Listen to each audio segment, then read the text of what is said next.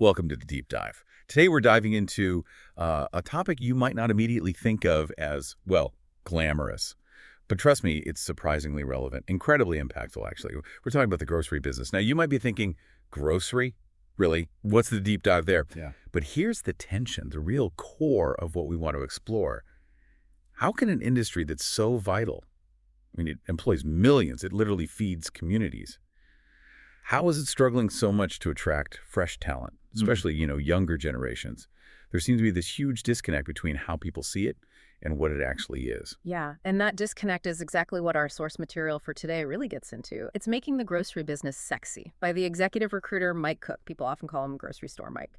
And he immediately flags this critical challenge. It's apparently keeping grocery execs up at night. You look at recent Deloitte research, he cites talent availability, top concern for 41% of them, talent retention, 40%, and attracting emerging skills, 36%. Wow, those are big numbers. Huge. And what's really striking is how that clashes with what younger workers want. There's another Deloitte global survey, this one with over 23,000 Gen Zs and millennials, and they are laser focused on, growth, learning, meaning, money, yes, but also well-being in their jobs. It's a completely different priority set, it seems. Okay, so our mission then for this deep dive is to unpack that disconnect, to sort of reveal what Grocery Store Mike calls the hidden sexiness of this industry, and then explore the concrete strategies he's proposing to rebrand it, make it, well, irresistible for the next generation. All right, let's unpack that perception first. When you say grocery industry, what's the image that, usually pops into most people's heads? Yeah, it's funny how stuck that image is, isn't it? For many people, it's still minimum wage cashier, or maybe stocking shelves, and the idea is there's very limited room to grow. Right, sort of dead-end jobs. Exactly. But what's fascinating and what the source really emphasizes is how far off that perception is now. The modern grocery industry has evolved. It's become this incredibly sophisticated, technology-driven sector. Seriously. Sophisticated how? What are we talking about? Well, think about complex global supply chains, advanced data analytics that guide basically everything from sourcing products to personalized customer offers. There's cutting-edge sustainability work happening, constant innovation in the customer experience itself, and the scale. It's massive. Over 2.7 million people employed just in the U.S. It's one of the biggest private employers. 2.7 million. That's huge. It is. But despite that, it often gets overlooked by top talent.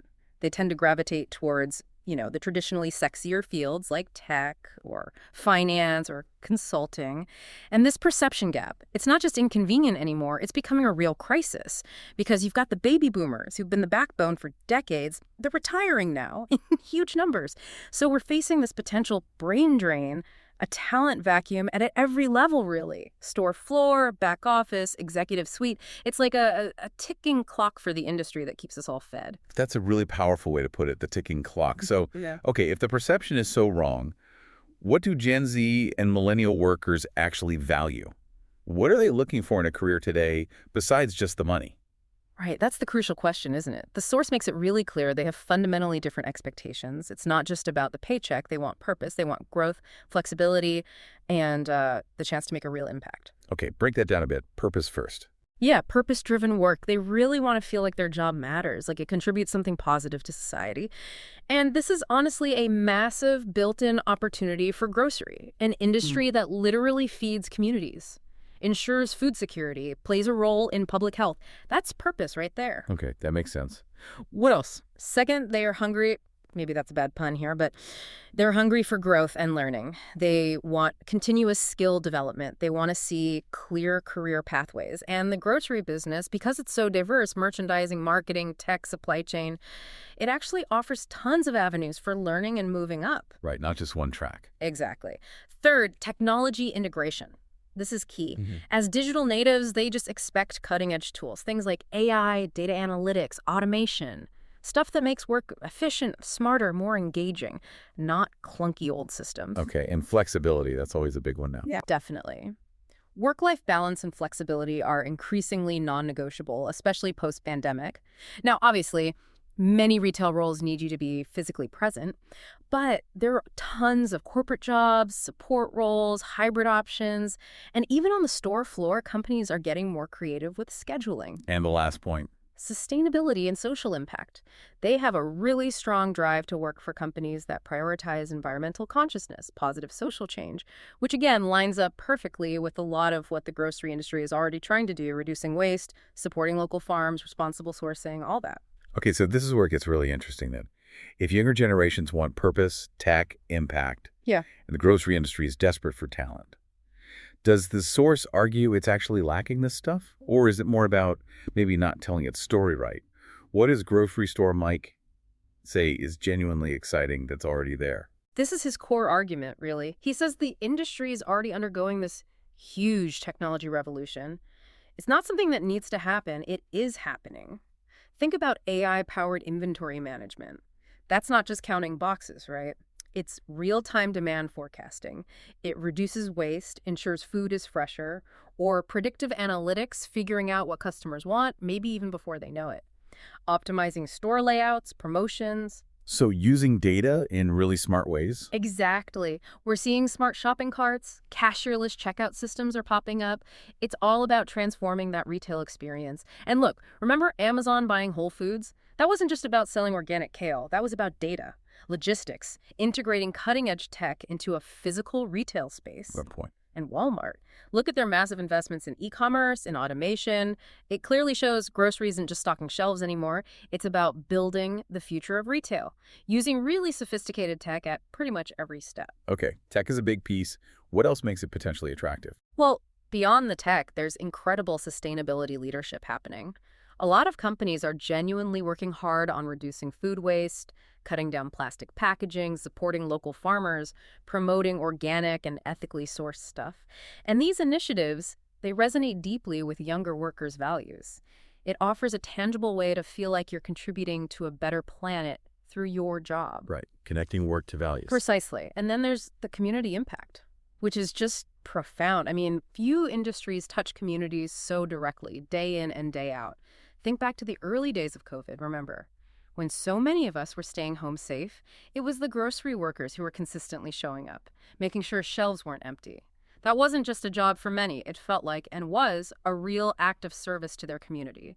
That's exactly the kind of purpose these younger generations are looking for. Yeah, they were truly essential workers. Absolutely. And beyond those frontline roles, people often miss the sheer diversity of careers available. We're talking data science and analytics, digital marketing, e-commerce specialists, supply chain and logistics experts, sustainability managers, corporate responsibility roles, product development, merchandising, even tech and innovation labs, finance, corporate strategy. It's so much broader than just the checkout aisle or the stockroom. That paints a much, much richer picture than the old stereotype. Okay, so if the potential is there, what does this mean for companies? How do they actually attract this talent? What are the concrete strategies Grocery Store Mike lays out to make grocery genuinely irresistible? Well, the source offers a whole range of actionable steps, but a couple really jump out as potentially transformative.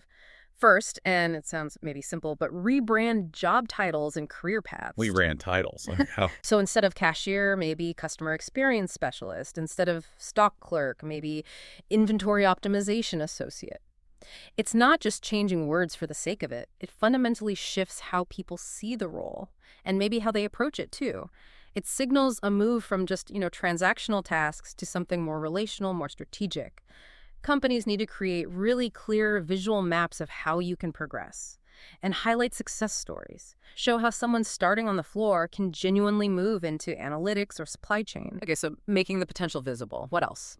Another huge one is to embrace technology and innovation, but critically, show it. Don't just talk about it in a job ad.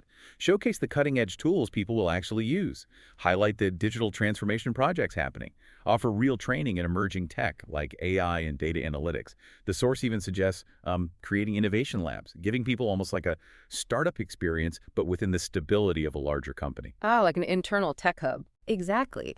Imagine being a young developer working on, say, a smart shopping cart prototype for a big grocery chain. That sounds pretty cool, right? Yeah, definitely more appealing than the old image. What other strategies are key? Well, there are several other vital steps. Leading with purpose and impact is crucial. Companies need to really articulate their mission beyond just profits, emphasize the role they play, feeding communities, supporting local economies, showcase things like food donation programs, sustainability wins, also investing heavily in learning and development. That means comprehensive training, sure, but also partnerships with universities, tuition reimbursement, solid mentorship programs. Investing in people, basically. Right. And offering flexible work arrangements. Being creative here, especially for corporate roles, but even finding ways for retail roles, maybe flexible scheduling, job sharing, cross-training opportunities. Creating a culture of innovation is another big one. Actually encouraging employee ideas, celebrating failures as learning chances, fostering a bit of an entrepreneurial mindset, and of course, prioritizing diversity, equity, and inclusion DEI. This has to be genuine, building truly inclusive environments where everyone feels valued and has an equal shot. And finally, you got to meet them where they are. Leverage social media and digital recruitment. Use platforms like LinkedIn, sure, but also Instagram, maybe even TikTok. Use video. Use employee stories to tell the real story. Those strategies sound really comprehensive. Are there companies already doing this well? Any examples of grocery businesses getting it right in practice? Yeah, absolutely. The source points to several as good examples. Wegmans Food Markets comes up a lot.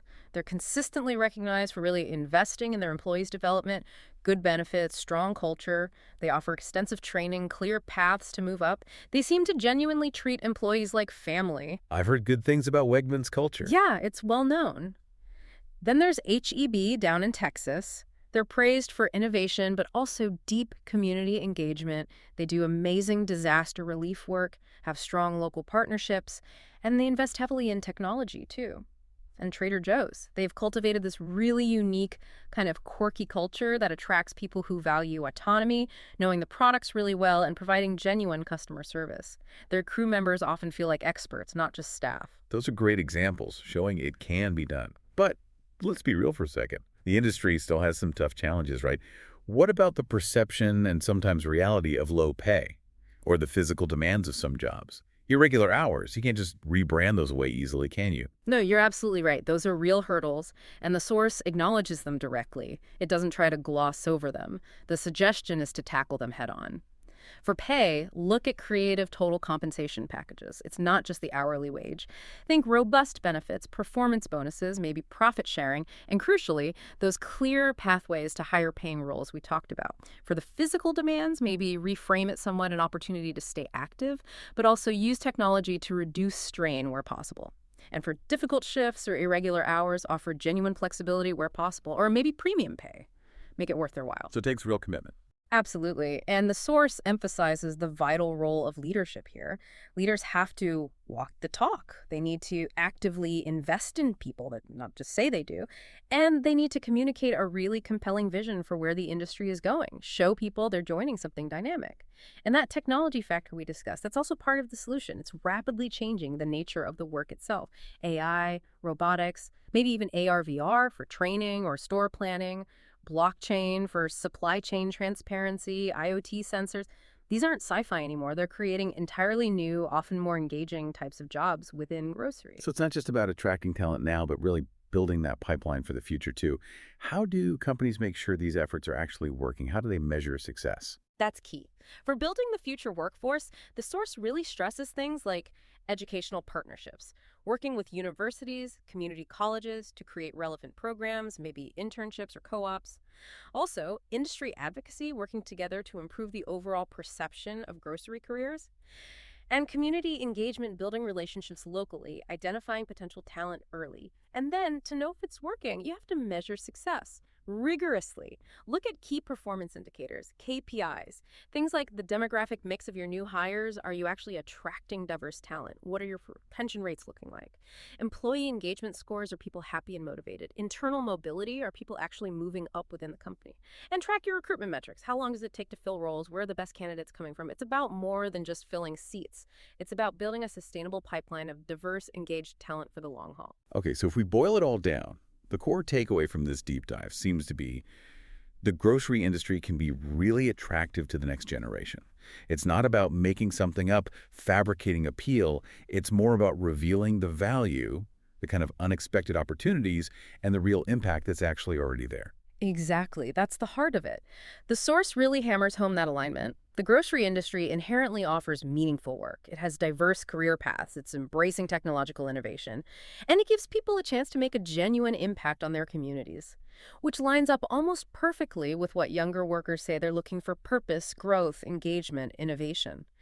The ingredients, as Grocery Store Mike puts it right at the end, they're all there. The real question, he says, is whether individual companies have the vision and maybe the commitment to actually cook up something irresistible. A great metaphor to end on. And as you, listening, reflect on our discussion today, maybe think about how this dive into the grocery business applies elsewhere. Could there be a hidden sexiness, a powerful story waiting to be told in your industry or your own context? Something that just needs a fresh perspective, maybe a bit of a rebrand to attract that next wave of talent. Something to think about.